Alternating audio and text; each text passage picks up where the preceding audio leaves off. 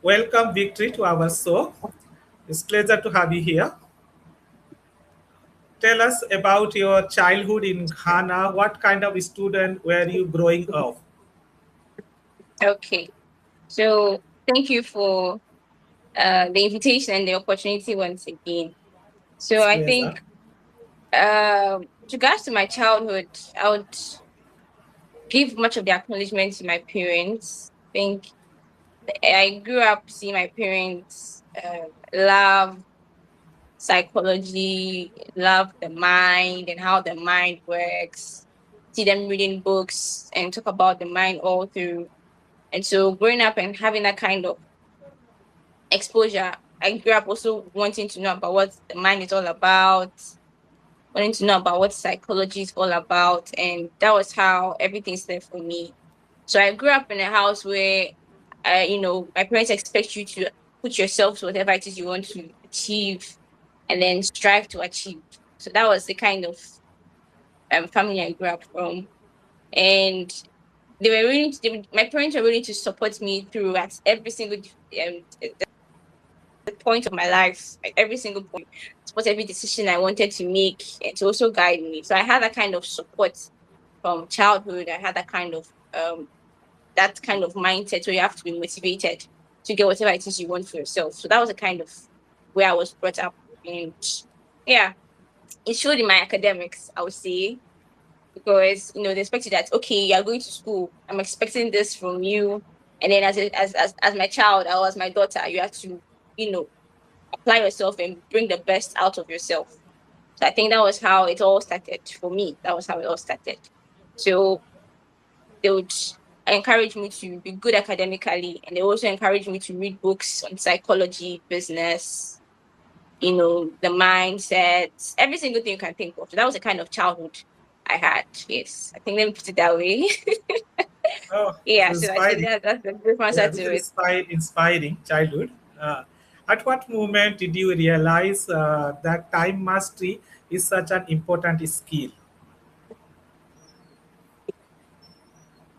Okay, so like I said, from childhood, it's all about setting goals. I mean, that's what my parents taught me. Set goals, have a purpose, and try to achieve those goals, because you can do it. So they always tell you, you can be the best. Yes, you've gotten to this point, but you can do more. You can be the best, get the best version of yourself. So I think time mastery came in and when I was trying to like, okay, I'm able to set goals. What then do I need to do to achieve those goals? And so I didn't know at that time that it was called time mastery. At that time, I didn't know. But I just, like I said, reading from books, hearing from my parents, I just came to understand that for me to be able to achieve my goals or whatever it is I have that I want to achieve, it means that there's a particular way I have to use my time. That's the first thing. And I realized that it's not just about a particular way I have to use my time, but there's also a particular state of mind I have to be in to be able to use my time so as to achieve my goals. So at that time, I didn't know it was called time mastery. But I think moving on throughout school, I think I was not for instance, I think I hated particular courses in school. Mathematics, I hated maths. I Okay. hated chemistry. I hated the science courses. I think the only course I really loved was biology, and then I loved business courses, but I was not good with much of the science courses. But here's the case where I wanted to be a neurosurgeon, right? And you can't be a neurosurgeon if you don't know your maths, if you don't know your chemistry, if you don't know your physics very well. So I can be a science student and then, all the steps will go on to you becoming a medical student and becoming a neurosurgeon. So it means that there was something I needed to do. I needed to use my time well to get better at those courses, first of all. I needed to put my mind in a particular state where I could accept that, okay, this is what I want. So I have to sit down and be disciplined and be motivated to do what I do not like. But because I want to get to this point, I have to do it. So that was how it started for me. And then gradually, I started doing well. I started learning how to learn, how to be better. I started doing well, and then went to senior high school, became a science student, went to senior high school, wrote my final exams in second year. So SHS is 3 years, but I wrote my final exams in second year. so I can go to university early. So I did all that. And then today I'm now, not maybe neurosurgeon per se, but I'm now doing pharmacy. I'm a pharmacist. I'm a upcoming pharmacist. I'll be completing this year. So I think that was how it was for me. So throughout my journey, I realized that there's this particular thing about setting goals and being in a particular state of mind to achieve them. And so what is that? So I kept on reading and doing my research, and I came to understand that it's called time mastery. So I think the realization was like piece by piece throughout my journey. It wasn't just a one time, you know, wow. It was piece by piece, gradually, and then it has accumulated over time into whatever it is I am today. So I think that's the best way I'll answer that question. That's amazing. It's very nice journey. So many students Yeah. work very hard, but still struggle with Mm-hmm. results. What do you think most Yes. students are doing wrong when it comes to mastering their time? Okay. So I think the first thing, I've coached students. So like I said, I realized from my journey that there was something beautiful called time mastery. And so I started coaching students, I started training students, I started having collaborations where I speak with organizations and even professionals at some point. And then all through my journey with regards to coaching and my experience I've had with students, I've realized that the biggest issue students face is that they don't plan. So when I say they don't plan, they don't know what they want. Because to be able to plan, you need to know what you want for yourself. If you don't know what you want for yourself, you can't plan. So it's like they go hand in hand. So the biggest thing I see for students is that they were just told to come to school, so they are coming to school. They were just told to study this course, so they are studying the course.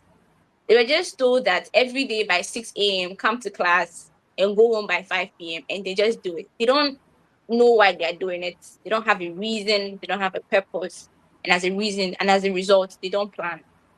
When students get to that point where they know what they want for themselves, first of all, and they start learning to plan towards what they want for themselves, that is the deal breaker. So I always tell them, ask yourself, where do you want to be in the next 10 years? Identify that particular place you want to be in the next 10 years. And then some will say, I want to be a businesswoman, someone with a big business and I'm doing well. And I'm like, okay, fine. That's a good step.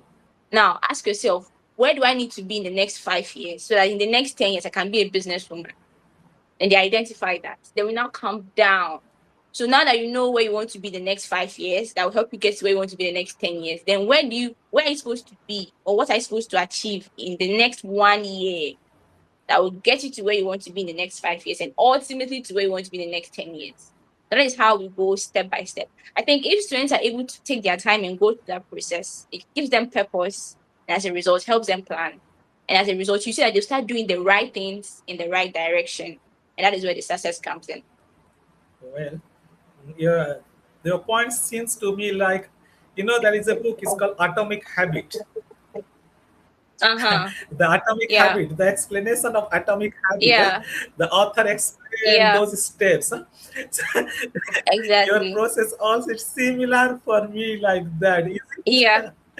Yeah. Exactly, Yeah. that's Yeah. right. Yeah. So the thing is that these principles are scattered all around. So when you read books, you see different principles. So what I do is that I try to bring all those principles together. And I always tell my students that whatever I'm teaching you, it's research, it's proven. It's not something I start in my room and put together. It's proven. We've done literature reviews. Speakers have said this. Authors have said this, and so it's workable. It's doable, and so this is what you should do. So I think yes, if you say that atomic habits, then yes, it's possible. But these are basic principles that everyone should have and start life with. Yeah. Yeah, exactly.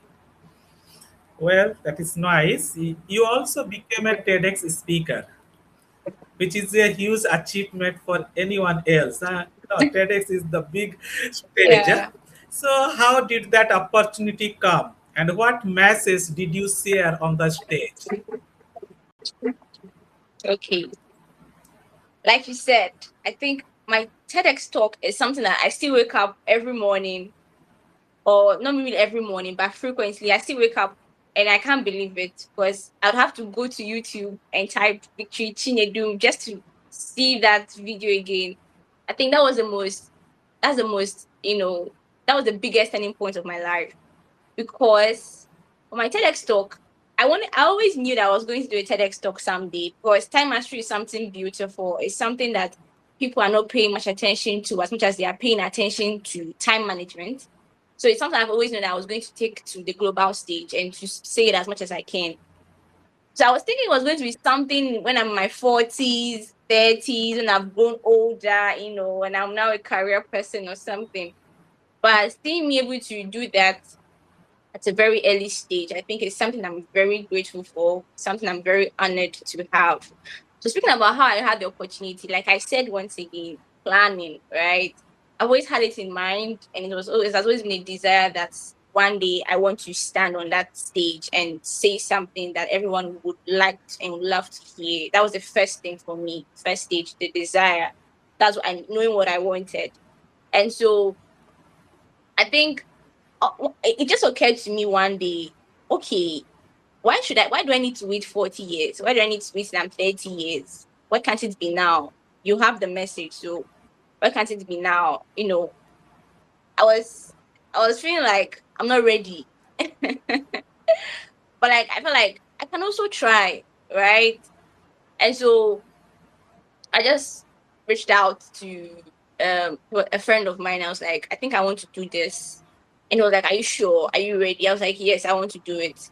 And it was like, okay, he's going to keep me updated as to when they start applying, the application starts coming in.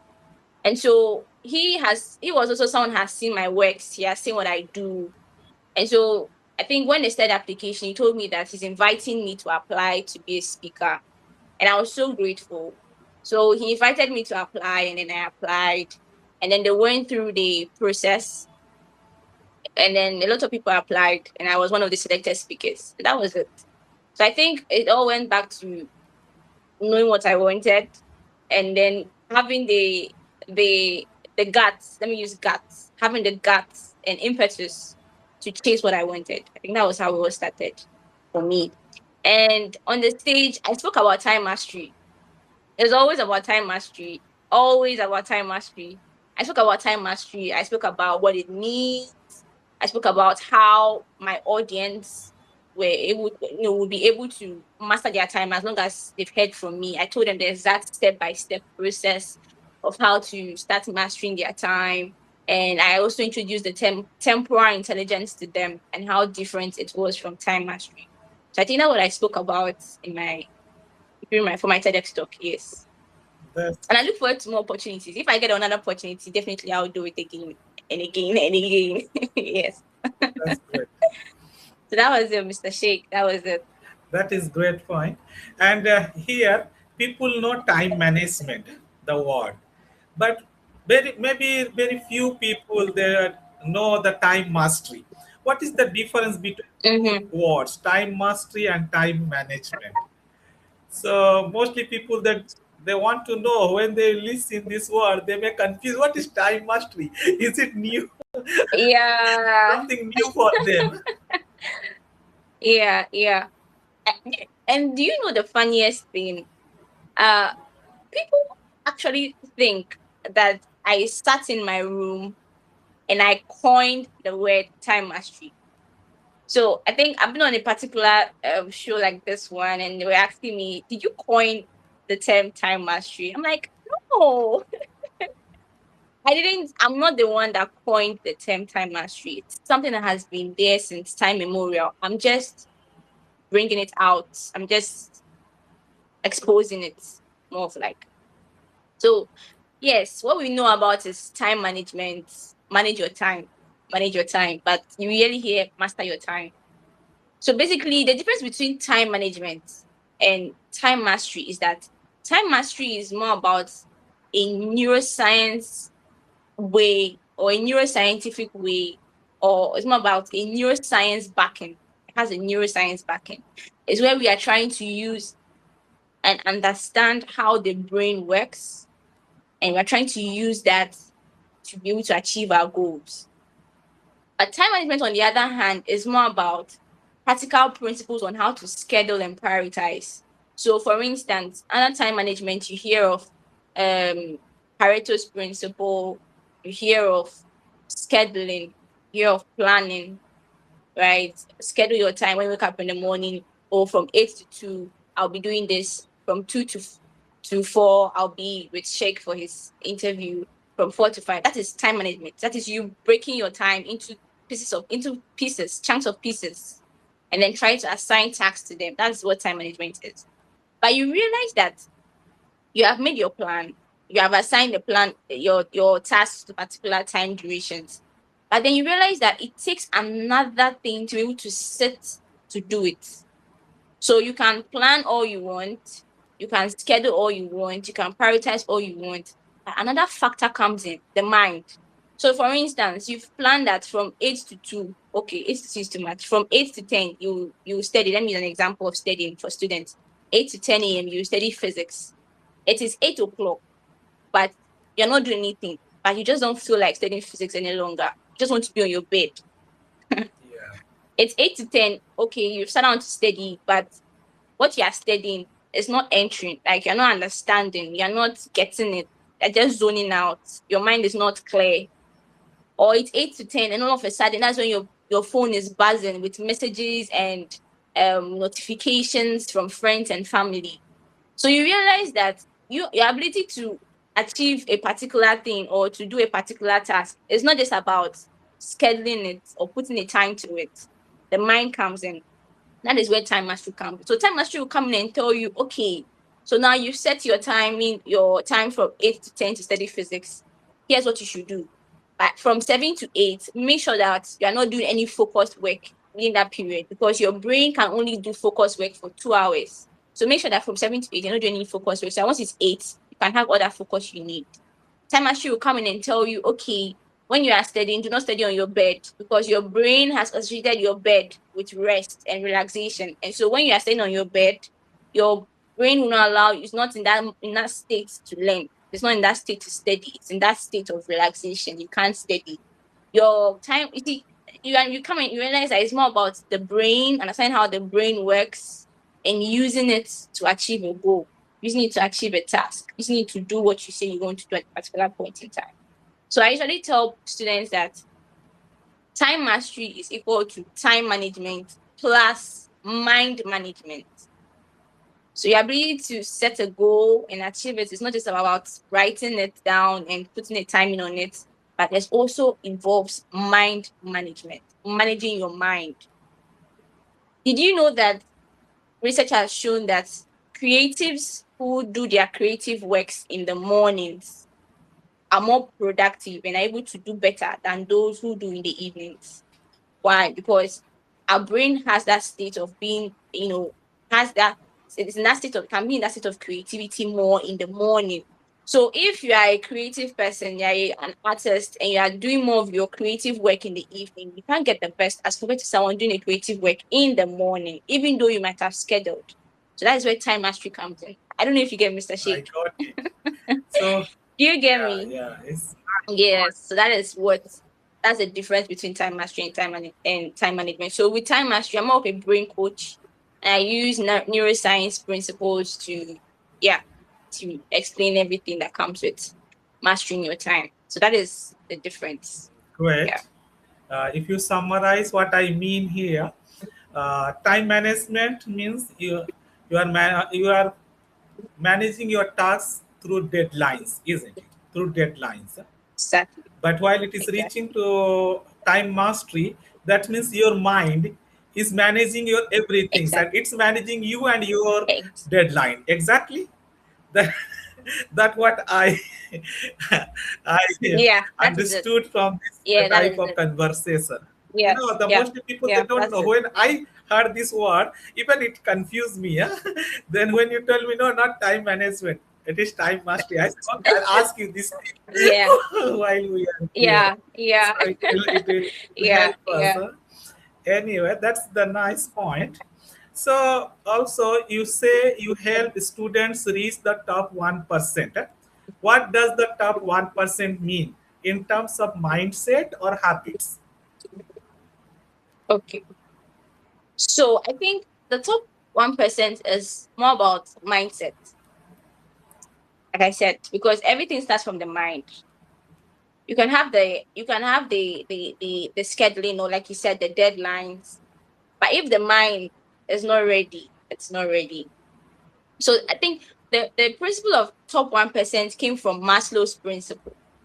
So I think Abraham Maslow, he was the one that spoke about hierarchy of needs, where he drew a pyramid, and then you have your basic needs, then your social needs. So I think he called it physiological needs. That's food, water, and you move to your security, safety needs. That's where your housing comes in. You move to your social needs. Then you move to your self-esteem needs, and you move to self-actualization. Now, when Maslow was preparing that theory, or whatever I'll call it, or that postulate, he mentioned that only 1% of the population can reach the highest point of their needs, and that is called self-actualization. And self-actualization is a state where you feel total fulfillment. It's a state where you're able to, achieve your high goals, and at the same time you have balance. At the same time, able to meet your other needs. You see, some people get stuck. For instance, let me say, I don't want to use a student, but let me say a businessman who has a beautiful business, a huge. Let me not use beautiful, a huge business, and the business is doing fine.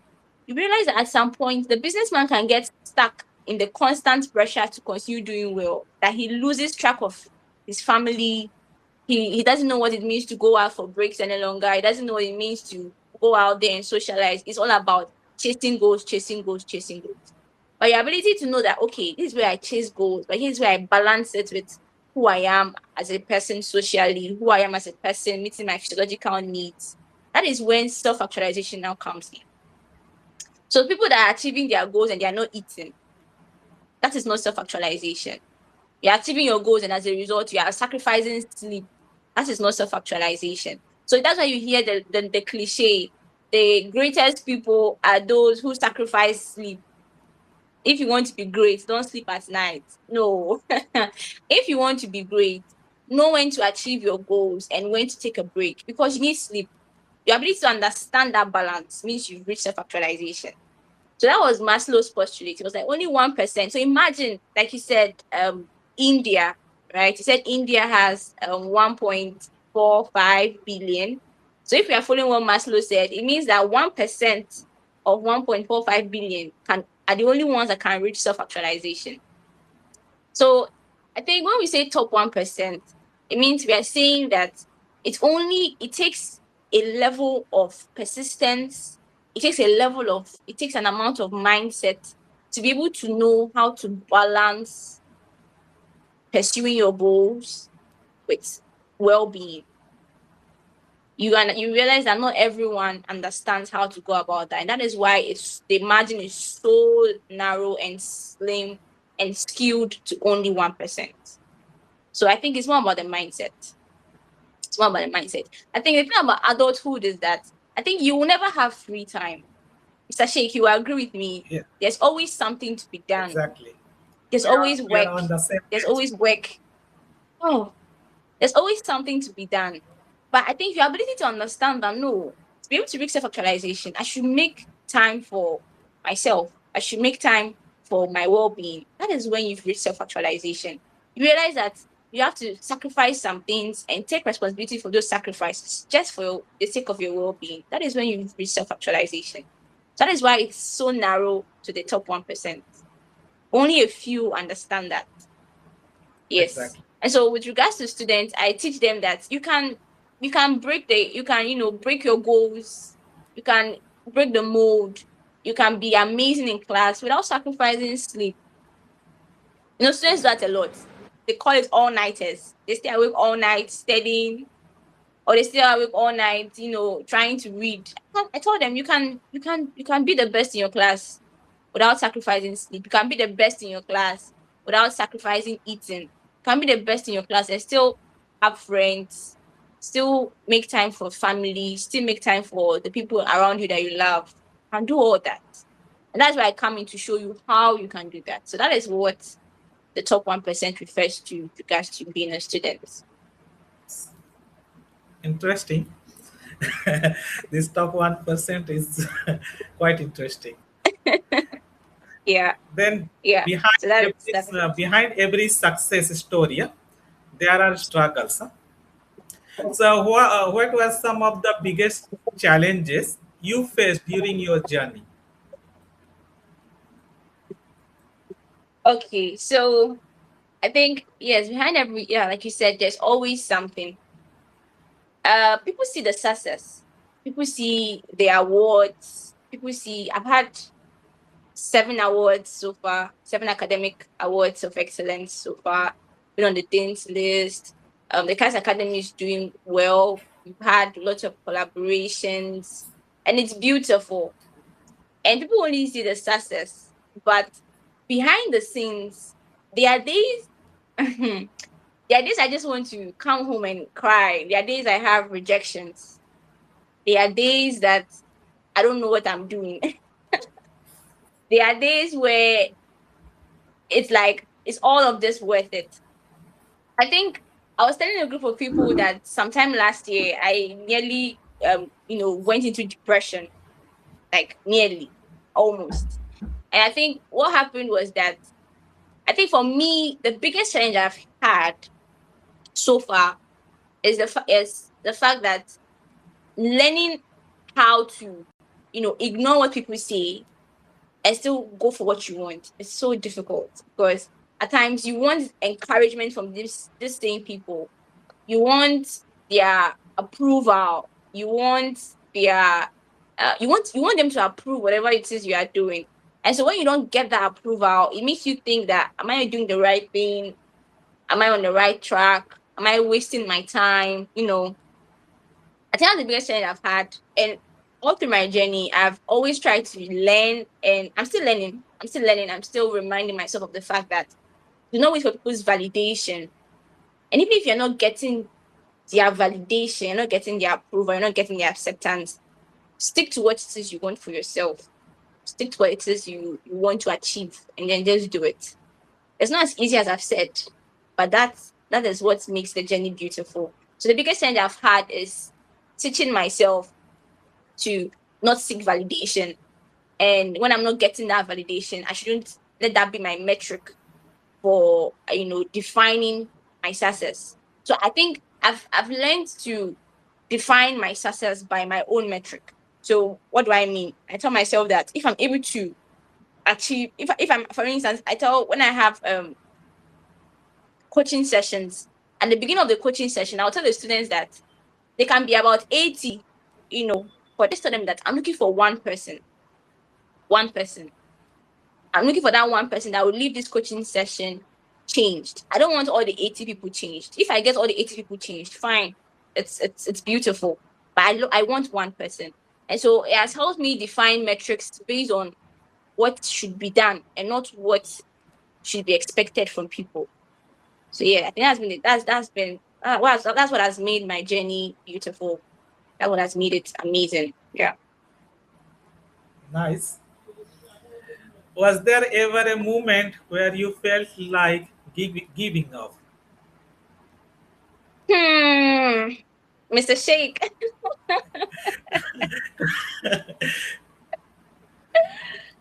Oh, yes. Yes. And with regard to this question, I'm so grateful to particular pillars in my life who have been amazing. I think the first time I really wanted to give up was when the Kites Academy, that was 3 years ago. The Kites Academy was just, I think, 5 months old, just had 2 coaching sessions or 2 cohorts. And I wanted to give up because I felt like, am I wasting my time? Mr. Sheikh, to say this with all humility, I've not met any time mastery coach again aside myself. So I can say so far that I'm the only time mastery coach in Africa. I don't yet know for the entire world, but I've been searching. I've only found time management coaches, but I have not seen time mastery coaches. So at times it makes me think, is that possible to be the only time mastery coach in Africa? Like, is it Is it real? Am I wasting my time? No, like, what am I doing? And so I've thought of giving up so many times, because bringing something new is so difficult, because it's new. You have to put it across in a way that it's understandable and people can relate to it. So it's not been easy. But what I would say is that the people I've had in my life have been my biggest source of encouragement. They'll be like, don't give up. Don't give up. I think without them, I won't be here right now. There will be no time mastery. There will be no the Cast Academy, because they are the ones that will be like, no, Victory, don't give up. You can do this. Give yourself an ultimatum. You reach that ultimatum, you're not giving up. And so someone was asking me one time, at what point will you get to for you to know that you should give up? And I stood there and I was like, until it gets to 5 years, and I keep on being persistent, 5 to 10 years, and I keep on being persistent and nothing shows, that's when I'll give up. And sincerely, within the past 3 years, it has not been up to 5 years, it has not been up to 10 years, but within the past 3 years, I have seen amazing things. I have seen people come back with amazing testimonies about how learning about time mastery has changed their lives. And so that keeps me motivated that, okay, it's not even up to 5 years, it's not up to 10 years yet, it's just 3 years. And there's people are saying that they are seeing change. It means I can't give up. It means God has placed an amount of lives in my hands that I need to reach to, and until I get there, I'm not stopping. So yeah, for giving up, yeah, it has happened so many times. But the pillars in my life, my parents, my brother, my best friend, and then one time my boss, Mr. Kelvin Arthur, has also been an amazing person. He has always been there for me, and yeah, these people have been the ones keeping me and encouraging me. So yes, yeah, I think that's the answer to the question. I could go on and on. I could go on and on, Exactly. but yeah, that is it. Let me just stop there. Yeah. No problem. You have amazing life journey. Yeah? What is the biggest life lesson you learned during your journey?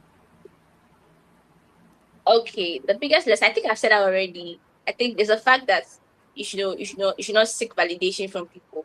So know what you want. Know what you want and chase it. Mind you, whilst you're chasing it, people will think you are crazy. People will think you're not doing it right, might not get the approval. It's nice when you're running on a race and people are clapping for you, right? It keeps you motivated to continue running. But at times you might be running, nobody's clapping for you. They're just watching you like this. Or they're even telling you, stop running, come and sit down. Yeah, You see, it true. could get to that point, but you should know that no, I'm running towards something, and once I get there, I'm not stopping.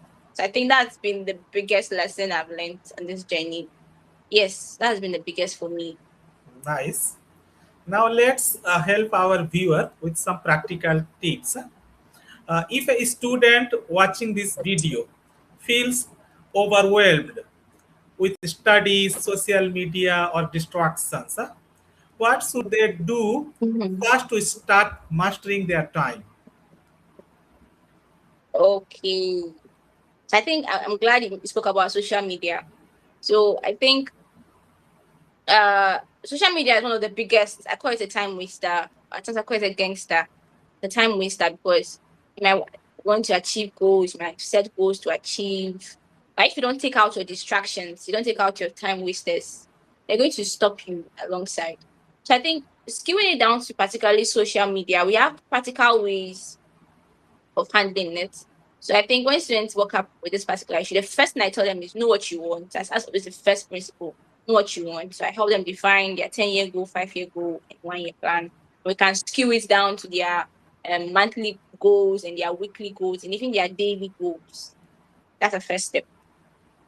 And the second step is not that you know what you want. Then the next step is your mind, because your ability to know that this is a distraction is the first step to be able to fight that distraction. Like they say, you can't fight an enemy you don't know, right? So first of all, know your distraction. Now, when you know your distraction, it means you are acknowledging that yes, I am aware of the fact that social media is a distraction. That's the second step. So now you know what you want, you identify your distraction. And then the third step is mindset again. So in this step, it is about learning to build what I call resilience, not really what I call per se, but it's a general term. Build resilience, right? Build discipline. When you say I am not and you are not. So I tell students that if you cannot say something to yourself and do it, why should I trust you when you also tell me something? Because you can't tell yourself I will not and you will not. So why will you tell me I will not and I should believe that you will not? That's how you build trust with yourself. Because when you build trust with yourself, it means it's easy to build trust with others. So build that resilience where you tell yourself I will not and I will not. And now the next step is now the practical methods. So there are lots of ways to block out your distractions. The basic ones, do not disturb. So you know that from 8 to 10, I'm studying. Put that phone on do not disturb from 8 to 10.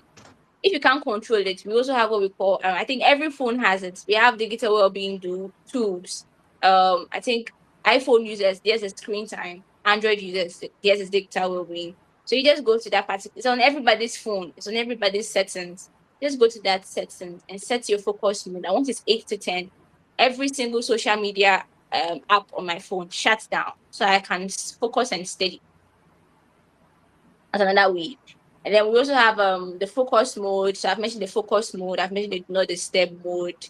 I've mentioned you can also use the airplane mode, but the one I recommend most is the focus mode because I think that one is more time bound and it's very automatic. So once it is 8, the apps will shut down, and once it's 10, when your session is done, when you're done with your study session, the apps will come back again. So that way it's automatic and it doesn't involve you actually directly manually controlling it. So it's automatic. So that is the next step. And I think the final step is building your ability to say no.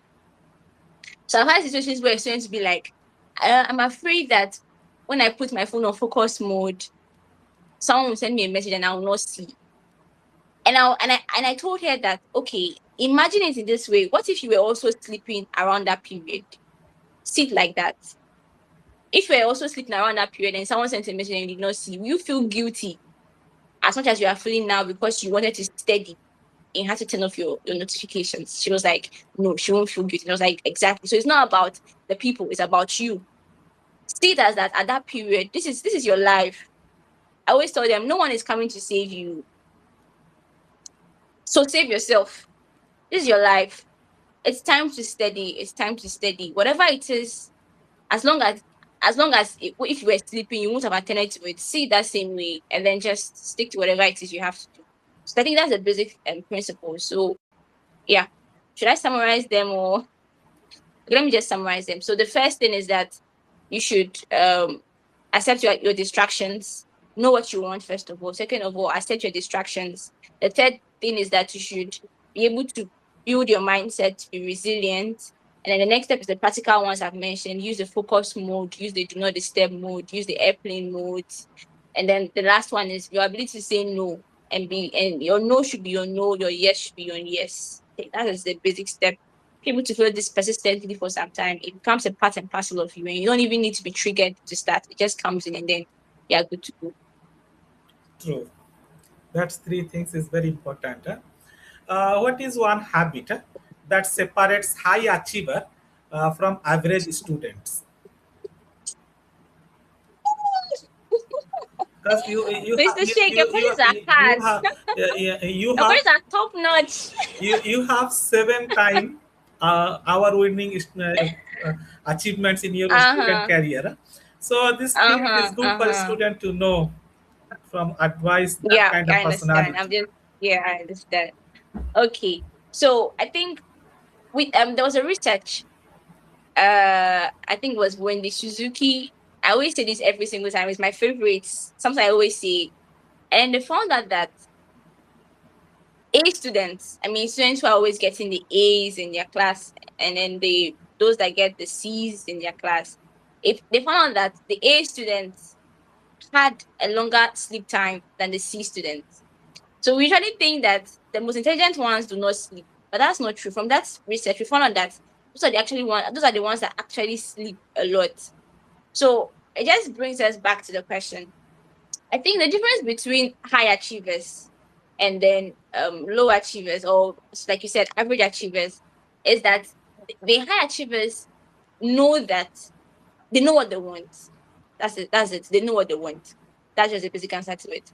Because when you know what you want, it makes it so clear. It brings clarity to the chase. It brings clarity and it brings intentionality into whatever you are doing. Because when you know what you want, you realize that a sick person cannot achieve goals. A sick person cannot study and translate it into an examination. And how do you avoid getting sick? Eat when you should eat, sleep when you should sleep. Because without health, you can't do anything. So when you know what you want, it makes it clear for you. So you will see that A students, they get their sleep, they get the sleep because you know that it's the same brain you're using to learn. That's the same brain that needs to be able to provide the answers when asked. And that brain can only provide the answers when asked when it is at the state of optimization. And how do you get to the state of optimization? Sleep. They say that when you are asleep, that is when your brain cells heal. And it is so true because as I'm talking right now, my brain is doing lots of work. Energy is being consumed. There's a lot of injury. There's a lot of communication here and there. It's like a machine. Every machine needs that point of rest. So if you continue working it out and working it out over and over and over again, you're not going to get the best from it. And then research has also shown that dementia or Alzheimer's diseases that we get at the older stages of life, they come as a result of not sleeping well during the youthful days. So it means that sleep is important because if you are not sleeping now, it means that in the long run, you are causing more harm than good because a person with dementia or Alzheimer's is not able to functionally achieve or set any goals for himself or herself any longer. And it becomes more of even a burden, sort of. Not, let me use the word burden, but becomes more of a, let me say burden to everyone around him or herself because everyone has to take care of you directly. So I think you should know what they know what they want and then they go for it. They know what's important and they go for it. They prioritize their health, they prioritize their well-being alongside achieving their goals. Yes, I think that is the basic answer. I could go on and on. I think it's the most basic answer to this. Yeah. Amazing. Let's do a quick rapid fire round. Just answer the first things that comes to your mind. Okay, Morning person or night person? morning person. Morning person. Nice. One book every student should read.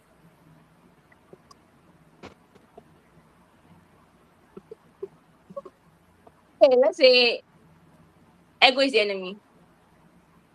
One productivity tool you love. Planner, my planner, Coffee, my planner. Yeah, coffee or tea. coffee. One word that describes success. Power. One habit, Yeah, power. I'll say power. one habit student must Pardon? stop today. Pardon? One I didn't get a habit question. students must stop today. Stop. Distractions. Yeah. Nice. This conversation has been very inspiring. Uh, before it's we exciting. Yeah. before we end that final message, would you like to give to students and young professional or entrepreneurs who wants to build a successful future?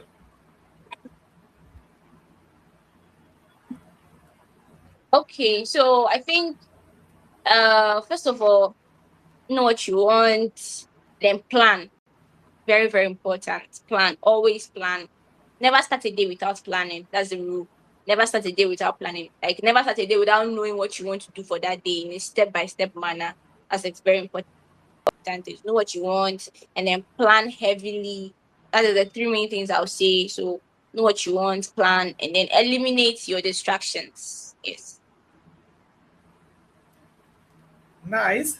It is nice advice for the people who want successful future. Where can Yeah. people find you online and follow your work? Okay. I think mainly on LinkedIn. So I think LinkedIn, the name Victory Chinedum. Yeah. I'll And share then our description. your link also to follow you. We shall share in our Okay. description. Yeah. All right. So I think it's mainly LinkedIn, and then of course you can check out the TEDx talk on YouTube, The Power of Time Mastery.